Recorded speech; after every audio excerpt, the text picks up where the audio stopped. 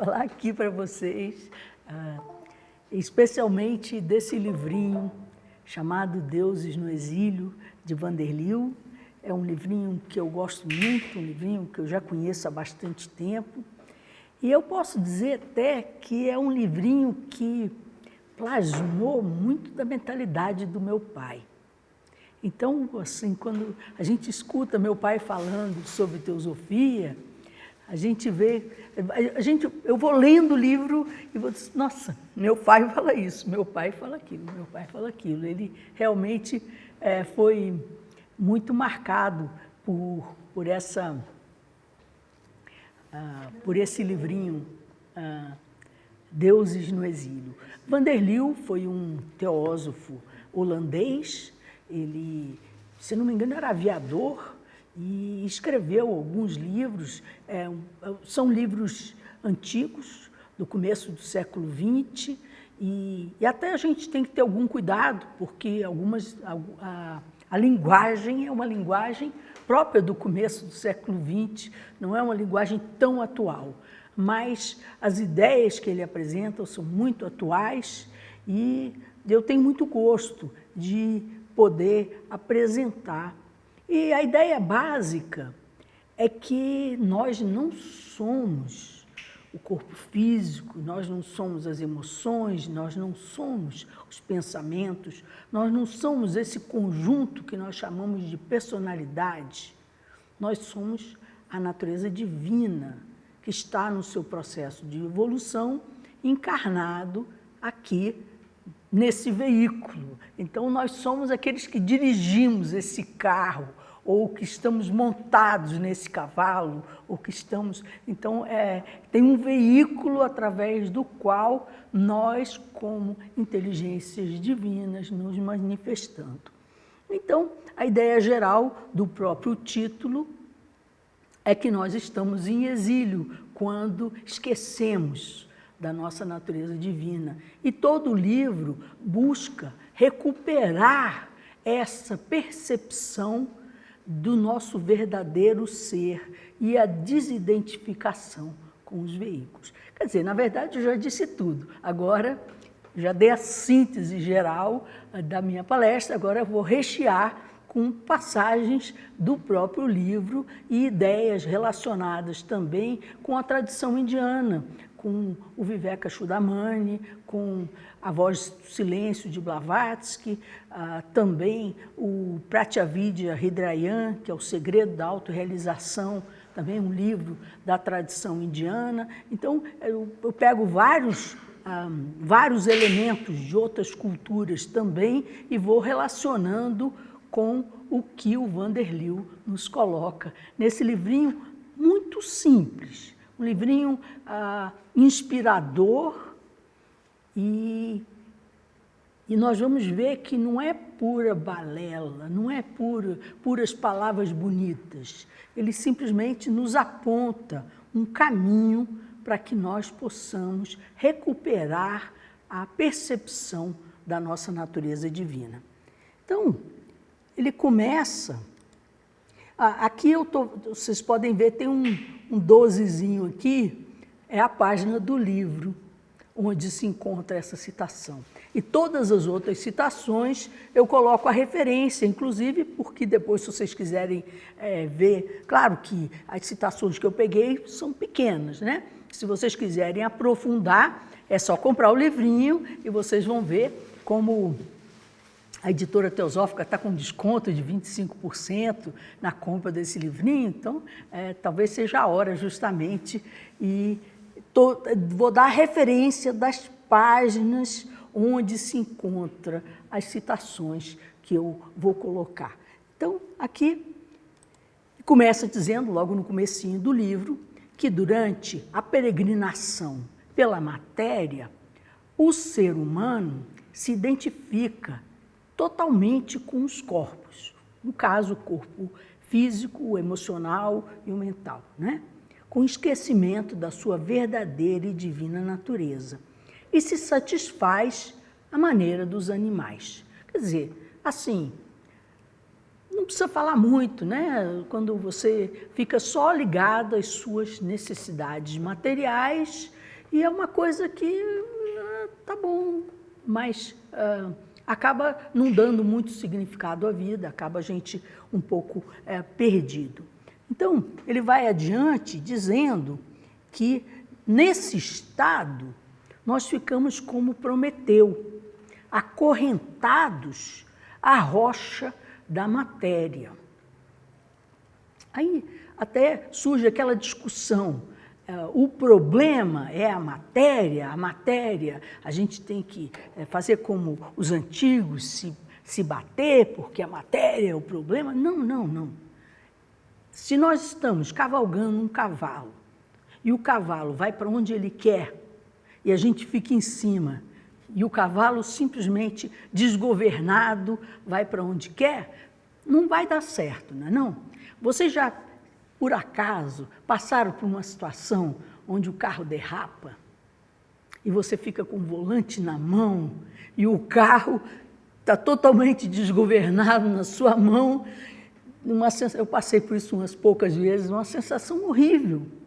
Por quê? Porque o veículo está com um movimento próprio que não é o de você, que está dirigindo, dizendo vou para lá, agora vou para cá, agora viro para cá, certo? Então, no caso do carro, a coisa é mais dramática, inclusive porque o carro não tem vida própria, mas o cavalo tem vida própria. Então, se nós pensamos num animal que nós estamos cavalgando, ele tem vida própria. Então, a necessidade de controle sobre o veículo que tem a sua vida própria se faz mais presente. Pois é, Vanderlei, nas suas reflexões, ele diz que o sofrimento principia somente quando a alma, em seu cárcere terreno, começa a se recordar do lar divino do qual ela vive exilada. Como se, enquanto a gente está satisfeito com só satisfazer as necessidades materiais, está tudo mais ou menos bem, embora a vida fique um pouco sem graça, um pouco sem significado, né? Mas, de qualquer jeito, na hora que nós percebemos que há algo mais, aí sim começa a surgir o conflito. Isso nos leva à parábola do filho pródigo. Todos nós conhecemos a parábola do filho pródigo, né? Assim, vou repetir só rapidamente para contextualizar. O filho pródigo era uma pessoa que vivia com todos os confortos e um dia resolveu sair da casa do pai e foi-se embora se aventurar, vamos dizer assim. A parábola diz que ele foi para o Egito e no Egito acabou vivendo de uma maneira muito precária, cuidando de porcos, se alimentando mal, etc., até que um dia ele recebe uma carta do pai. E na hora que ele recebe uma carta do pai, ele lembra da vida que ele tinha. E aí começa a sua peregrinação de volta à casa do pai. Claro que essa parábola ela é muito mais simbólica do que física, né? Na verdade, essa carta do pai, de uma certa forma, é uma inspiração divina, é uma intuição, é algo que mexe conosco no nosso ideal, na nossa percepção espiritual, que é como uma carta mostrando o quanto nós precisamos voltar para esse mundo de glória, para esse mundo da vivência da natureza divina espiritual.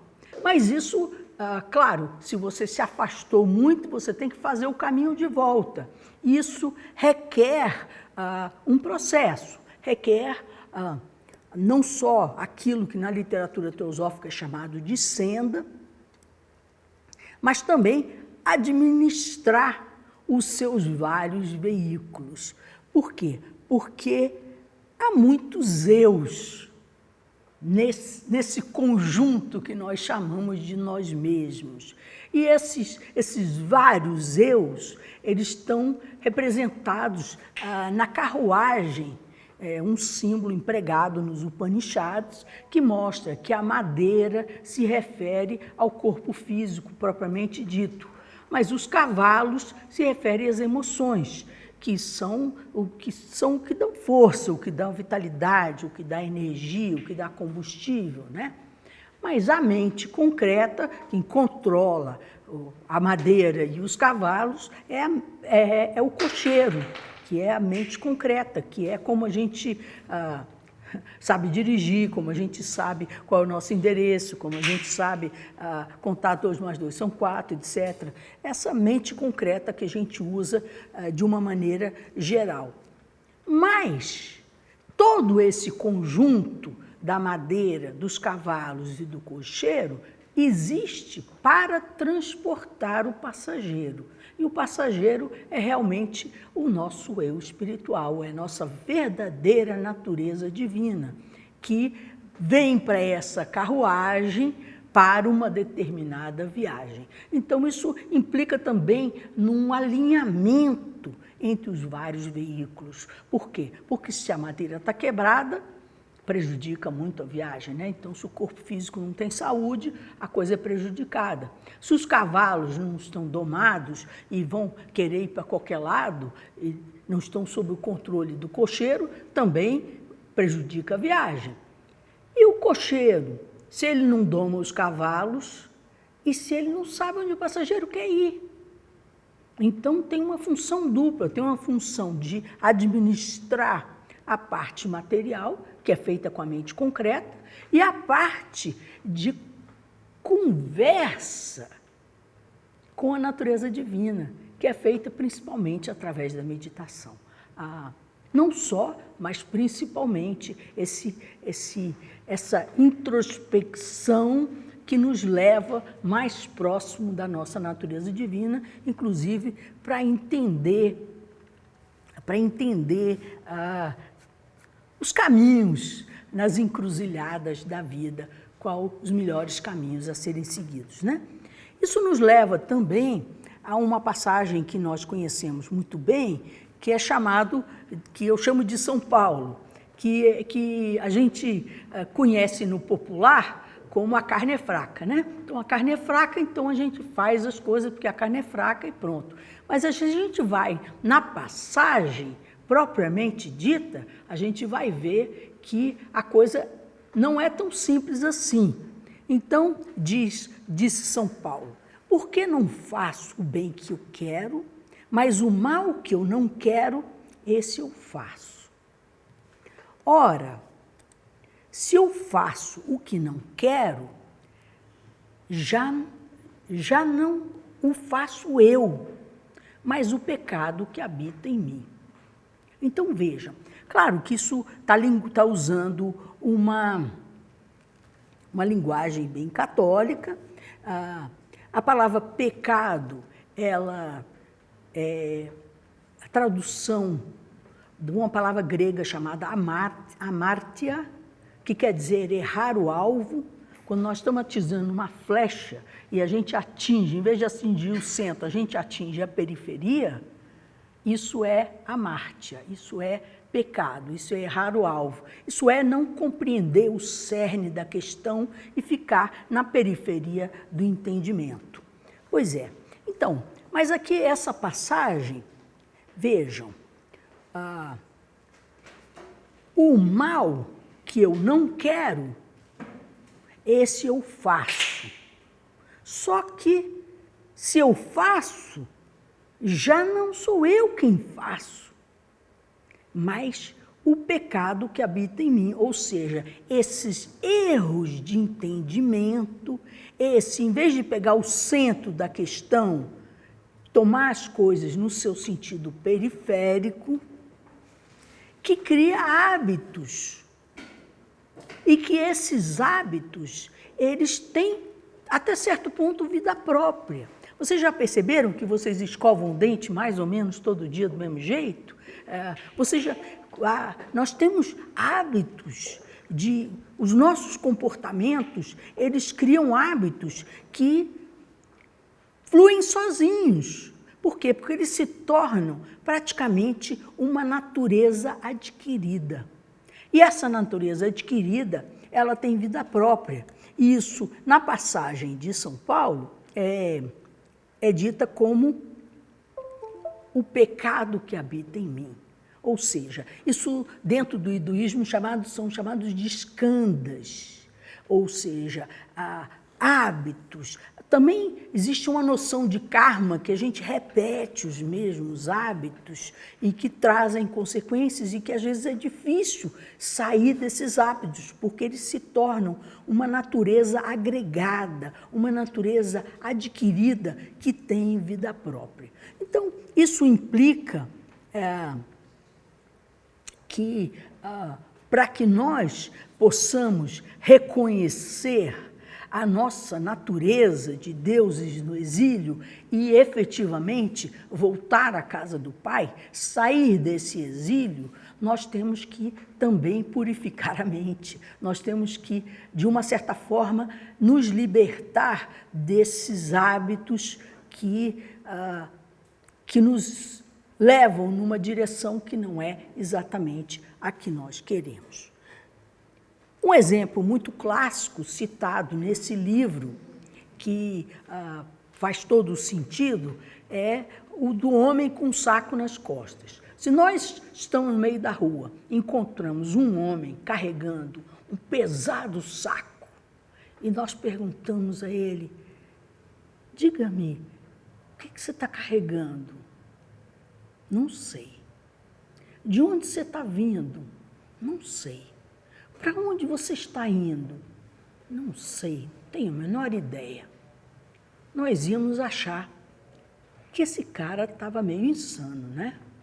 Como é que carrega um peso danado sem saber de onde está vindo, para onde está indo? Esse é um exemplo bem clássico da gente procurar o significado da vida, da gente procurar entender as leis da natureza, e isso tem muito a ver com o que nós fazemos na sociedade teosófica. Nós estudamos comparativamente as religiões, as ciências, as filosofias, tentando entender o significado da vida, tentando ver como a vida funciona, de forma que nós possamos saber de onde nós estamos vindo, para onde nós estamos indo e qual é o tamanho do saco que nós estamos carregando. Porque a vida não costuma ser fácil para ninguém.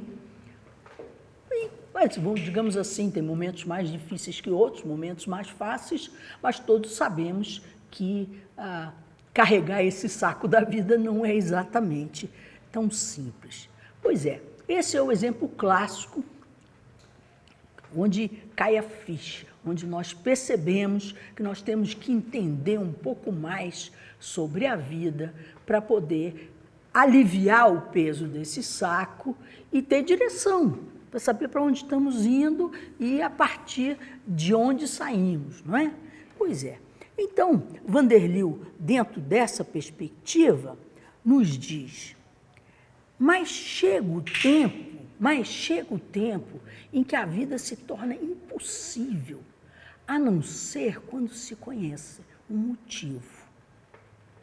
E quando a vida se torna impossível, geralmente nós estamos buscando a felicidade fora de nós, nos frustramos porque as coisas são passageiras, então a desilusão é parte desse processo. Então, quando desiludida, a alma abandona por um momento a sua perseguição frenética por ilusões, em total exaustão, aquieta-se silenciosa e solitária. Então, esse é o momento da insatisfação divina. E essa insatisfação divina, ela está longe de ser uma coisa ruim. É o que nos impele a procurar algo mais.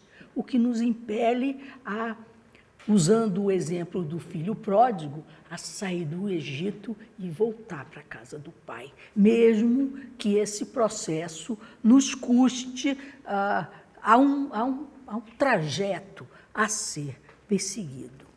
Então, Vanderlei, na página 18, diz, então, começa a longa tragédia da alma exilada, que se esquece da sua divina herança e se degrada na inconsciente submissão aos corpos que deveriam ser instrumentos da sua vontade. Então, justamente, a alma exilada, quando ela busca sair do exílio, ela vai ter que se defrontar com toda essa natureza adquirida, com todos os pecados ou esses escândalos, esses hábitos recorrentes que nos movem numa direção que não é necessariamente a que queremos e percebemos que temos que fazer com que essa carruagem, os seus vários eus, o corpo físico, o corpo emocional e o corpo mental, andem numa mesma direção, justamente seguindo os ditames da nossa natureza divina, da nossa natureza espiritual. Uma coisa que Vanderlei enfatiza muito é que nós somos o ser divino e nenhum outro. Porque muitas vezes nós falamos sobre a dualidade da nossa personalidade com o nosso ser interno, mas a proposta dele não é mostrar a dualidade, mas mostrar que há um equívoco quando nós nos identificamos com a nossa natureza material. A nossa natureza material é apenas um veículo. E nós somos o ser divino e nenhum outro. Assim, quando nós estamos dirigindo um carro, nós sabemos que nós não somos o carro. Embora nós necessitemos do carro para ir para um lugar ou para outro, e dirigimos, né? Tocamos as marchas e viramos para um lado, para o outro, etc. Mas nós sabemos que nós não somos o veículo, nós não somos o carro. No caso nosso, como nós nos confundimos com a natureza dos corpos, como nós nos identificamos com os corpos, isso aí nos propicia esse esquecimento da natureza divina e esse exílio. Então, ele vai adiante, na página 21, e diz: somente libertando nossa consciência da escravidão dos corpos, reconhecendo os poderes que todos temos como seres divinos e, finalmente, nos negando a envolver de novo na teia da existência material, é que podemos alcançar aquilo que nos propusemos. E, nesse sentido, eu encontrei uma passagem no Vivekachudamani que exemplifica isso de uma maneira muito gráfica, que diz o seguinte: quem vive somente para nutrir seu corpo é como alguém que atravessa um rio montado num crocodilo, pensando que seja o tronco de uma árvore. Eu gosto muito dessas imagens visuais que nos dão um entendimento. O corpo tem vida própria. O sonâmbulo nos mostra isso, não é? Não só o sonâmbulo, mas outras situações nós podemos ver, por exemplo, às vezes a gente quer estudar e está com sono, então o corpo quer dormir, mas a gente quer estudar, então a gente percebe que o corpo tem uma vontade e às vezes a gente tem outra, né? Às vezes a gente quer emagrecer, mas o corpo quer comer, não é? Então a gente percebe que tem uma força do próprio, a gente usando a literatura teosófica, a gente chama de elemental físico. O elemental físico, ele tem uma vida própria e ele tem suas necessidades e pede, né? A Radha Burnier, uma antiga presidente da Sociedade Teosófica, apresentou uma vez, num retiro que eu tive na Austrália, uma imagem que eu nunca mais esqueci e que guardei para mim. Ela diz assim: nós temos que tratar nosso corpo, nossa personalidade, como nosso animalzinho doméstico. Nós vamos deixar nosso cãozinho, nosso gatinho passando fome? Não vamos. Nós vamos deixar de dar carinho para o nosso gatinho ou para o nosso cachorrinho? Não vamos. Mas, realmente, nós não vamos viver a vida em função do gatinho ou do cachorrinho, não é verdade? Então, também nós temos que dar aos corpos, ao corpo físico, corpo emocional e mental, aquilo que eles precisam, mas não mais do que isso, e não viver só em torno deles, não é? Não viver só pensando que só a nossa natureza material é o que importa, não é? Então, então deixo para vocês o crocodilo confundido com o tronco de uma árvore, porque efetivamente o tronco de uma árvore também tem uma vida, né? Mas é uma vida muito mais rudimentar, assim como as pedras também têm vida, mas é muito mais rudimentar do que um crocodilo, né? O crocodilo pode nos abocanhar e a natureza material, ela tem esse poder de se deixarmos de consumir toda a nossa energia, não é? Então, diz o Vanderlew, só necessitamos liberar nossa consciência dos corpos aos quais aderimos. Precisamos apenas renunciar à ilusão da separatividade. Ele coloca isso como sendo muito fácil. E nós podemos dizer que pode não ser tão fácil assim. O filho pródigo, quando ele resolve voltar para a casa do pai, ele não estala o dedo e está na casa do pai no minuto seguinte, né? Há um processo a ser percorrido, né? Mas ele argumenta, nesse livrinho, que para manter a ilusão da separatividade, nós gastamos muito do nosso tempo e energia. Para manter o orgulho, para manter a autoimagem, para manter essas coisas, a gente gasta muita energia. E ele diz que, então, a gente pode gastar a nossa energia percebendo que nós somos o ser divino e nenhum outro. Temos o nosso pet, temos o nosso animalzinho para cuidar, sem dúvida, mas não identificarmos com os nossos veículos. Bem, no caso, o segundo capítulo desse livrinho, ele vai tratar justamente de como nos desembaraçar, como desembaraçar a consciência das limitações que aprisionam e transportá-la depois de livre para um mundo do divino contentamento e liberdade a qual pertence. Então, a ideia toda é essa. Na verdade, o livro tem 4 capítulos. Eu vou dar um apanhado geral, mas o que precisa ser mudado, essa jornada de volta à casa do Pai, ela é abordada principalmente no capítulo 2, onde fala da mudança, vamos lá, da mudança do corpo físico. E essa mudança, a identificação do corpo físico é justamente o tal do crocodilo, né? É o primeiro passo que nós precisamos nos desidentificar. E Vanderlew nos diz, olhamos no espelho e nos identificamos com a imagem que vemos. Essa é a primeira ilusão que se tem que te fazer desvanecer, pois enquanto que pensamos em nós, crendo que somos o corpo físico, continuaremos identificados com esse corpo. Então, a gente pode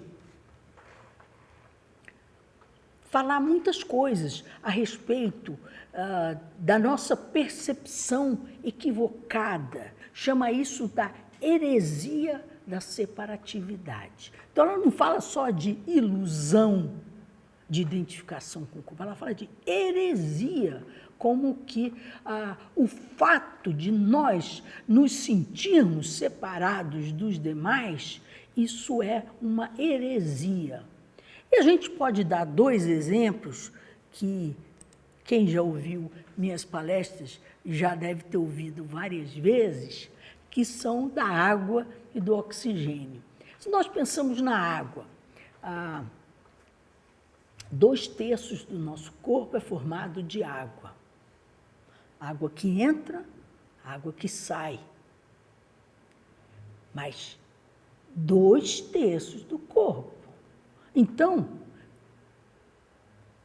é fundamental a água como a constituição do nosso ser. Falando em água, deixa eu pegar um pouquinho de água aqui, senão a garganta fica seca. Pois é. Quem pode dizer que a água é sua? A água entra e sai. Mas no caso do oxigênio, isso é ainda mais dramático. 5 minutos sem oxigênio, o corpo não sobrevive. Quem pode dizer que o oxigênio é seu? Entra e sai. Né? É toda a ligação com a natureza, com as plantas que produzem oxigênio e que à noite consomem também oxigênio, e a produção do gás carbônico. As plantas durante o dia absorvem o gás carbônico e transformam em oxigênio, etc. E aí, se nós pensamos, nós vivemos num oceano de ar que nos mantém a todos e não podemos ficar longe dele 5 minutos. Quem pode dizer que o oxigênio é seu e que nós estamos separados uns dos outros? Tem a história do peixinho, né? O peixinho que foi falar com um peixe grande e foi dizer: eu queria saber se o mar existe.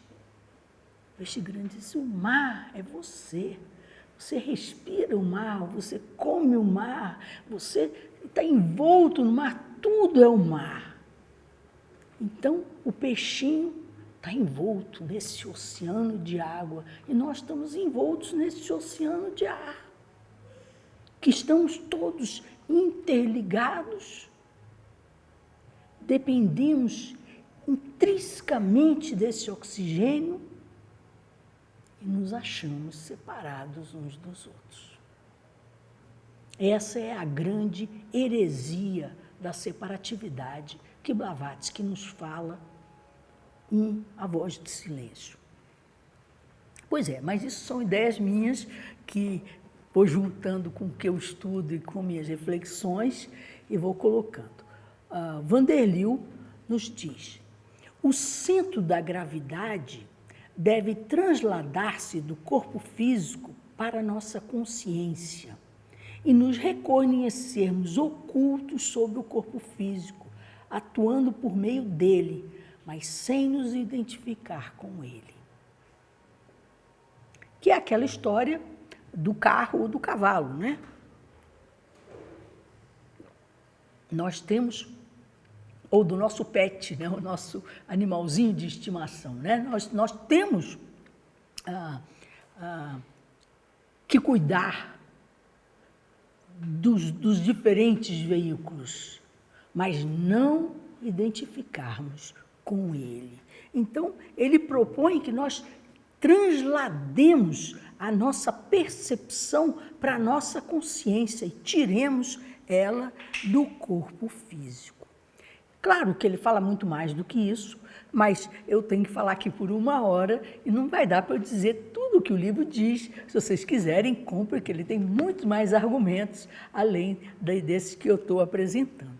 E ele fala da mudança necessária também no corpo emocional. E ele diz o seguinte, está na página 24. Tentemos perceber nosso corpo astral, nosso corpo emocional, livre de todas aquelas emoções perturbadoras e determinemos quais as emoções que nós próprios, o ser divino, havemos de consentir nesse corpo. Então, vamos pensar um pouco sobre isso. Eu gosto muito da ideia, especialmente relacionado com o emocional, na nossa natureza emocional sendo como um rádio. Um rádio que, em vez de estar na vertical, está na horizontal. E nós podemos sintonizar nas frequências mais baixas, de raiva, de inveja, de egoísmo, de tristeza, ou nós podemos nos sintonizar com as frequências mais altas. Na verdade, o rádio é sempre uma expressão nossa. Nós nos expressamos através das nossas emoções, mas podemos nos expressar de uma maneira mais elevada ou podemos nos expressar de uma maneira mais pesada. E isso, o Dalai Lama usa muito essa expressão de emoções perturbadoras. Por quê? Quando nós nos sintonizamos com a parte do baixo astral, isso nos perturba. Mas quando nós nos sintonizamos com o alto astral, isso é só alegria, isso é só bem-estar, isso é só felicidade, simpatia, não é? Mas depende de nós escolhermos qual faixa desse rádio, dessa expressão emocional, nós vamos dar vazão. Então, claro que podemos não consentir que o corpo expresse inveja. Mas, se você pensar na lógica do assunto, que em vez de inveja, você pode sentir admiração, você mudou da emoção perturbadora para a emoção mais sutil, que te traz alegria, que te traz bem-estar, que não te perturba. Então, é uma questão do uso da vontade, mas é uma questão de lógica também. É uma questão de você cuidar da sua qualidade de vida. Se você viver no baixo astral, não tem vida que possa ser boa. Por mais dinheiro que você tenha, por mais posses, família, tudo que você quiser, se você viver no baixo astral, não tem qualidade de vida possível. Tudo vai ser perturbador. Então, ele sugere, usando outras palavras não as minhas, uma mudança de polaridade. E essa polaridade é a sintonia com o alto astral, ou com as energias, com a vibração mais sutil dentro do próprio campo emocional. E essa mudança de polaridade é energizada a partir do interior, irradiando incessantemente emoções superiores em auxílio ao mundo. Veja, então, primeiro ele sugere desidentificar do físico para a consciência, depois ele sugere você mudar a polaridade da sua expressão emocional, de forma que você possa irradiar mais e mais as energias desse ser divino que, no fundo, é o que você realmente é. Então, são reflexões poderosas que nós podemos aplicar nas nossas vidas. Ele diz muito, não só leia essas coisas, não, aplique isso na sua vida. Perceba como essas coisas funcionam. Então, em poucas linhas, é o que ele diz a respeito da mudança no plano emocional. Mas tem também a mudança no corpo mental. E essa mudança no corpo mental acaba sendo a mais importante. Eu peguei uma passagem das cartas dos Mahatmas, na primeira carta que o Hume recebeu. Isso está no segundo volume, na página 243. A primeira carta que o Hume recebeu, ele, Sinnett e Hume, tinham escrito juntos para um Mahatma, que depois o Mahatma Kutumi respondeu. E na carta número 3, Mahatma Kutumi diz ao Sinnett que, como o Sinnett e o Hume tinham motivações diferentes, ele teve que escrever uma carta para o Hume e uma carta para o Sinnett. Então, quando dizem que existe uma carta única do Mahashohan, eu questiono isso. Existem duas cartas do Mahashohan, porque uma ele escreveu para o Sinnett, que é considerada a carta do Mahashohan, e a outra que ele escreveu para o Hume, que é essa, tem simplesmente o nome Primeira Carta Recebida por Hume. E lá ele fala do pensamento, e ele diz assim: um bom pensamento é perpetuado como uma força ativa e benéfica, um mau pensamento como um demônio maléfico. Na verdade, ali ele está falando de como, através do uso da nossa mente, nós criamos o nosso mundo à nossa volta, as nossas frustrações, as nossas projeções, os nossos anseios, como criam essas formas de pensamento, um assunto que foi desenvolvido depois pelos filósofos da segunda geração, como Leadbeater, Geoffrey Hodgson, Gerard Janasa e outros. Nessa primeira carta recebida por Hume, ele começa falando isso e coloca de uma maneira muito simples, qualquer criança entende. Um bom pensamento é perpetuado como uma força ativa e benéfica. Um mau pensamento como um demônio maléfico. Minha mãe costumava dizer que a gente cria o nosso inferninho particular.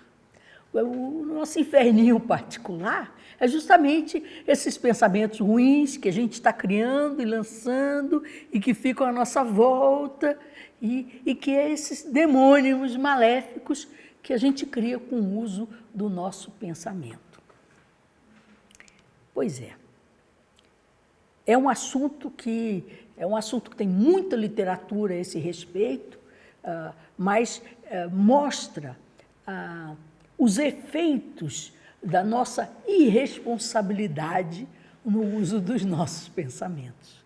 Como cria efeitos não só kármicos, ou kármicos, porque o karma abrange tudo, mas esses próprios pensamentos, eles vão formar a nossa maneira de pensar, eles vão criar esses vícios, esses ciclos, não é? Pois é, não vamos entrar muito mais nisso, mas vamos ver o que o Vanderlei diz na página 28. A mudança a ser buscada no corpo mental é a mais essencial de todas, porque nele estão nossas reais possibilidades de perigo, embora o desconheçamos.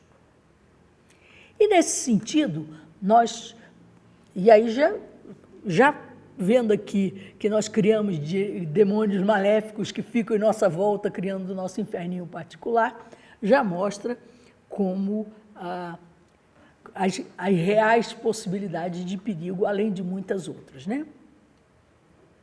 A voz do silêncio, o seu aforismo número 2, coloca dessa forma: quem quiser ouvir a voz de nada, ou a voz do silêncio, tem que aprender a natureza de dharana.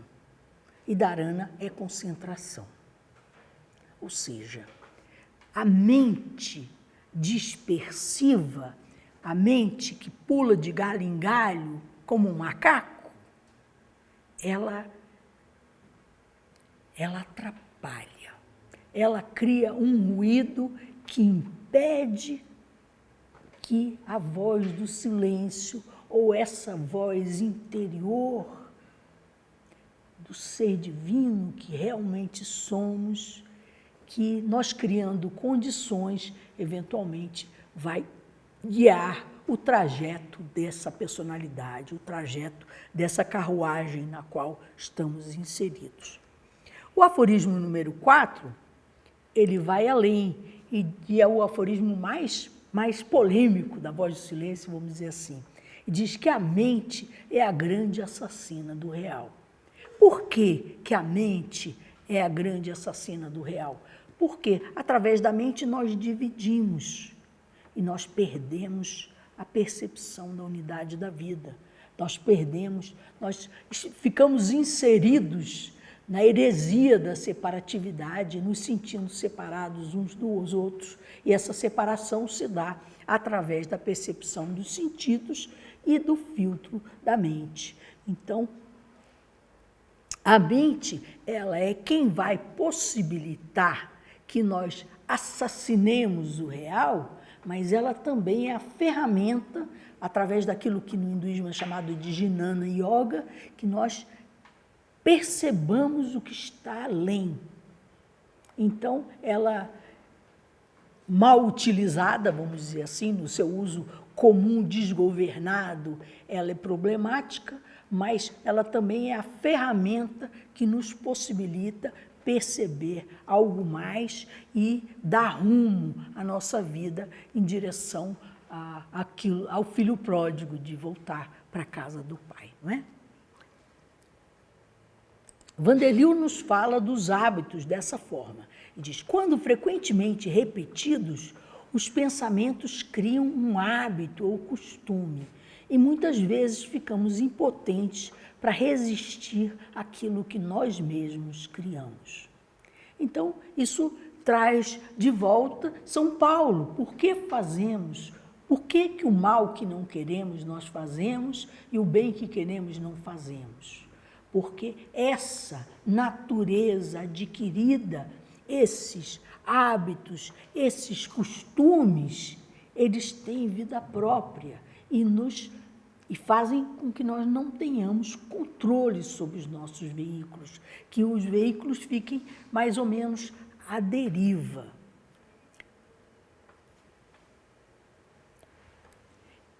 Isso mostra que a indisciplinada atividade mental é altamente prejudicial. E aí a Voz do Silêncio vem nos colocar. Quem quiser ouvir a voz de nada precisa aprender a natureza de Dharana. A concentração, a unidirecionalidade nos pensamentos é o primeiro passo. É superar a indisciplinada atividade mental. Vanderlei nos coloca na página 29. Nessa indisciplinada atividade do corpo mental está a causa de praticamente todas as nossas lutas internas e dificuldades espirituais.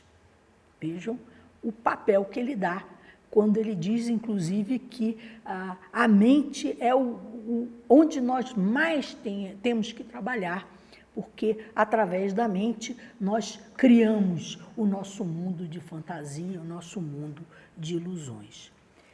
Então ele continua na página 32. É no corpo mental que temos que nos empenhar.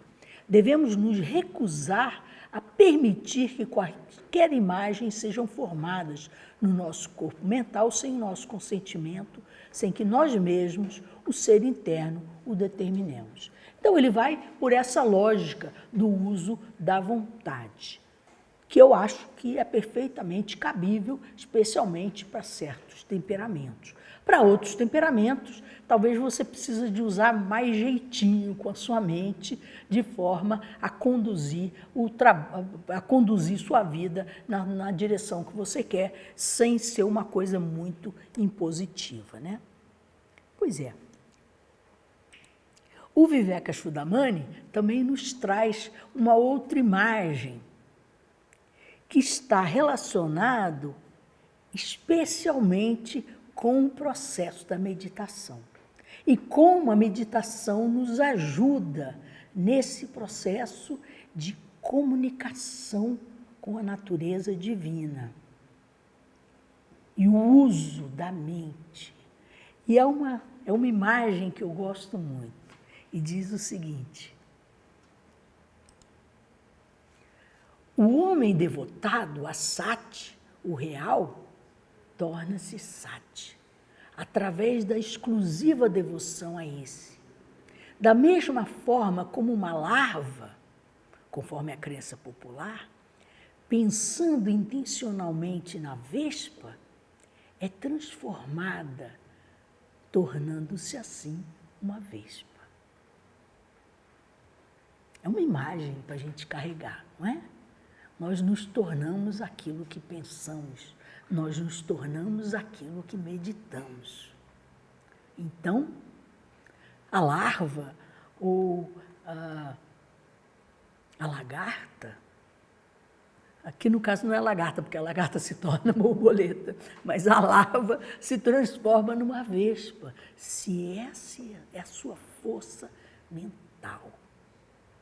Então, isso mostra, eu gosto muito dessas imagens, isso mostra o papel da mente na construção do caráter, o papel da mente na direção desse processo. Então, a mente é aquela que assassina o real, mas é ela também que conduz o processo em direção à casa do Pai. Porque, como falamos, há muitos eus nessa carruagem apresentada pelos Upanishads. O Vanderliu, na página 33, diz assim: são os 3 cavalos que puxam a carruagem nos mundos inferiores, ou seja, o corpo físico, o emocional e o mental. E o eu superior é o divino cocheiro, que não mais permite aos cavalos irem para onde lhes aprazer, senão por ele os dirigir. No caso aqui, a gente coloca, os Upanishads colocam o mental concreto como o cocheiro e o ser divino como o passageiro. Mas ele coloca aqui como o divino cocheiro, que na prática são representações, né? Tanto faz. Só que há vários eus nessa carruagem, que devem estar na mesma direção, sempre guiados pelo ser divino. E por último, eu vou terminar com umas passagens do Pratyabhijna Hridayan. O Pratyabhijna Hridayan é um texto antigo da tradição hindu, é um texto do século XIII, que Taimni, um devotado teosofista indiano, professor de química, com uma mentalidade ocidental, mas ao mesmo tempo um profundo conhecimento da literatura indiana, nos comenta. E esse Pratyabhijna Hridayan, que é traduzido como Segredo da Autorrealização, e também tem um livro da editora teosófica, se vocês quiserem, ele resume toda a jornada da vida, desde a individualização até a realização, em 20 aforismos, que nos mostram o processo. Claro que, para poder resumir toda a vida em 20 aforismos, tem que ser de uma forma muito sintética, e ele é muito adequado para a própria meditação e aprofundamento. E eu peguei aqui alguns aforismos desse Pratyabhijna Hridayan, o segredo da autorrealização, como é traduzido em português, para mostrar para vocês esse processo de como nós nos envolvemos com o mundo da matéria, mas nós podemos voltar à casa do Pai, e ele dá essa ideia. Então ele diz assim: a realidade última, em seu aspecto Chit, emerge como um poder divino e revela o universo manifestado na tela da sua própria consciência. Quando nós vamos ao cinema, nós vemos as imagens se movimentando, mas, na verdade, tem uma câmera projetando essas imagens, e o movimento ali do filme faz aparecer como se fosse um movimento enorme na tela, não é? Então, a divindade, a unidade da vida projeta na tela do universo manifestado esse drama da criação. Mas tanto o filme, ou tanto a unidade da vida, quanto a tela, fazem parte desse processo. Por isso, o poder divino revela o universo na tela da sua própria consciência. Não tem nada que não seja divino. Tudo, a própria palavra universo resume esse processo. É uno, mas se expressa de uma maneira diversa. Então, primeiro começa a manifestação. Que aspecto Sat? Sat, Chit, Ananda. Sat é o ser, Chit é a consciência no seu aspecto original e Ananda é a felicidade, o amor, ou devoção no seu aspecto original, que são as três qualidades intrínsecas divinas em nós, do ser divino em nós. Então, o seu aspecto, o Chit, ele vai formar a consciência que vai formar o mundo mental. Mas começa com Sat, Chit, Ananda. São a origem de tudo que vai se manifestar no universo.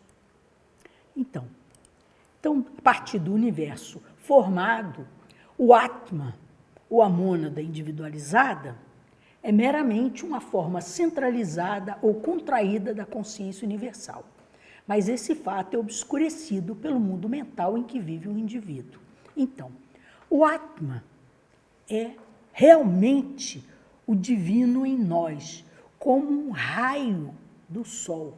Mas o raio do sol, ele é o sol mesmo, apesar de se crer separado, individualizado. Então, uma forma centralizada daquilo que é universal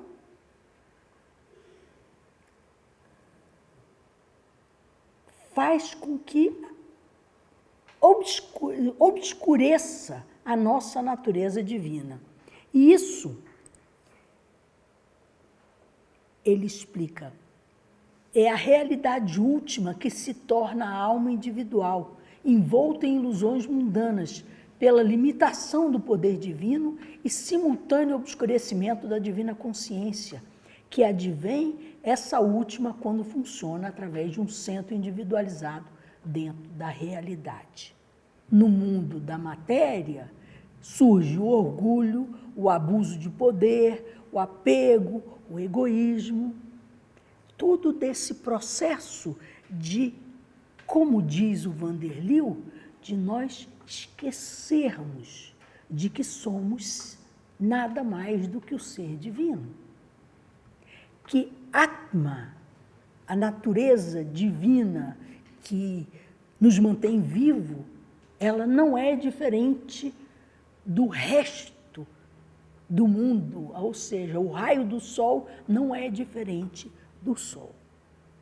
Pois é, mas tem um processo.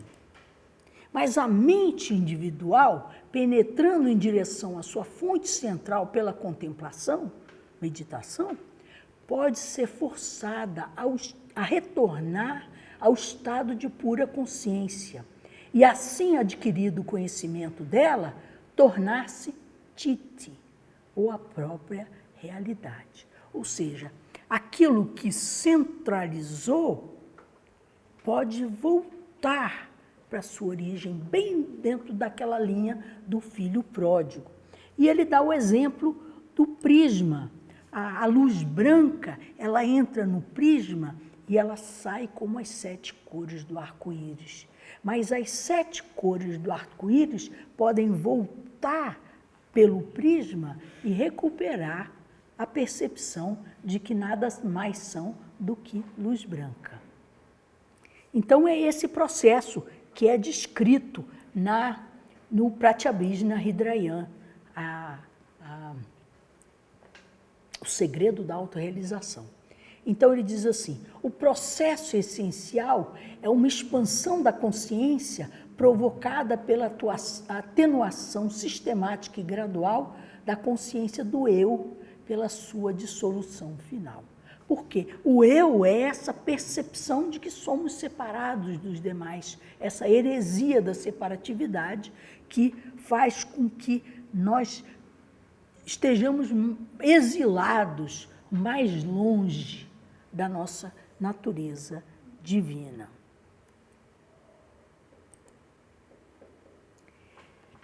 E, por fim, fim de atingir o estado permanente, irreversível de samadhi, é necessário fundir a própria consciência com a realidade una, muitas e muitas vezes, sempre que o estado de samadhi começar a desaparecer e a atividade mental começar a aparecer.